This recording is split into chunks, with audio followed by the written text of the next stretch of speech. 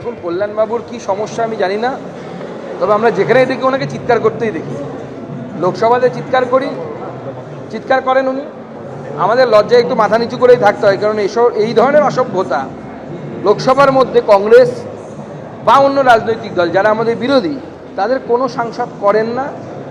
কারণ লোকসভার একটা ডিগনিটি আছে, লোকসভা বেশ কিছু প্রোটোকল মেনে চলে।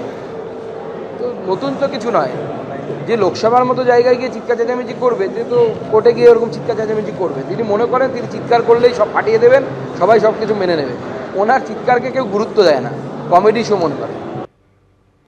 অর্থাৎ বিচারপতি তীর্থঙ্কর ঘোষ এই যাদবপুর কাণ্ড নিয়ে যেভাবে ভর্ৎসনা করে আগের দিন পুলিশকে তিনি একেবারে গোয়েন্দা ব্যর্থতার কথা বলেন, সেই সঙ্গে বললেন যে একজনের বয়ান আপনারা নেবেন, আরেকজনের বয়ান নেবেন না। এবং আপনারা জানেন ইন্দ্রানুজ রায়ের যে জখম হওয়ার বিষয়টি, তার অভিযোগের ক্ষেত্রে কেন এফআইআর করা হলো না, এফআইআর করতে হবে নির্দেশ দেন পুলিশকে। আর আজকে আবার গুরুতর গাফিলতির প্রসঙ্গ আনেন।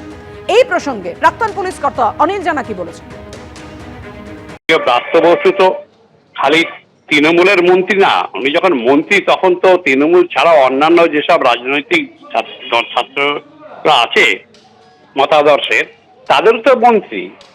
কিন্তু কথা হচ্ছে ওটা তো একটা ইন্টেলিজেন্স ফেলিওর ছিল, সেভাবে তো ব্যাপারটা তো আমি তুলেও ছিলাম।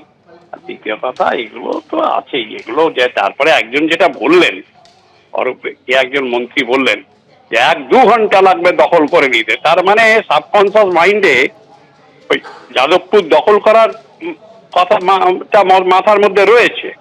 সেই জন্য এইসব ঘটেছে। রাজনৈতিক নেতারা যখন দায়িত্বশীল পদে থেকে এই ধরনের কথা বলবে, তখন তো সব গন্ডগোল হবেই।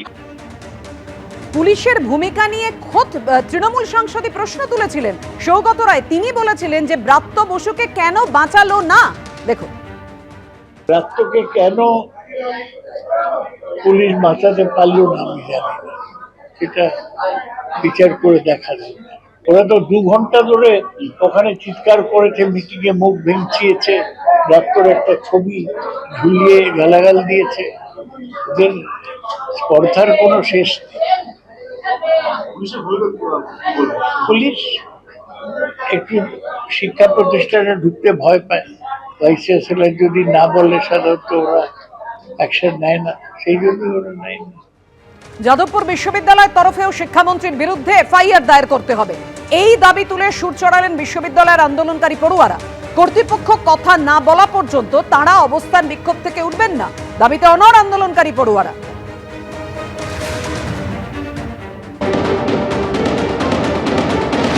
পুরো ঘটনাটা ঘটেছে ওয়েব কুপার একটি অনুষ্ঠানকে কেন্দ্র করে, এবং যে ঘটনাটি ঘটেছে সেটা ইউনিভার্সিটি প্রেমিসিসের মধ্যে ঘটেছে, এবং সেই প্রেমিসিস ইউজ করার জন্য ইউনিভার্সিটি পারমিশন দিয়েছে। তাই আমাদের দাবি এই গোটা ঘটনাটার দায় কিছু ক্ষেত্রে হলেও ইউনিভার্সিটির উপর বর্তায়। সেই প্রেক্ষাপট থেকে ইউনিভার্সিটিকে অবশ্যই একটি এফআইআর দায়ের করতে হবে শিক্ষামন্ত্রী এবং আরও যারা যারা ছাত্রদের আক্রমণ করেছে তাদের বিরুদ্ধে। এখানে শুধুমাত্র শিক্ষামন্ত্রীর নামটা হাইলাইট করা হয়েছে, বাদবাকি সমস্ত জনের বিরুদ্ধে এফআইআর দায়ের করতে হবে, এই জিনিসটা আমাদের দাবি।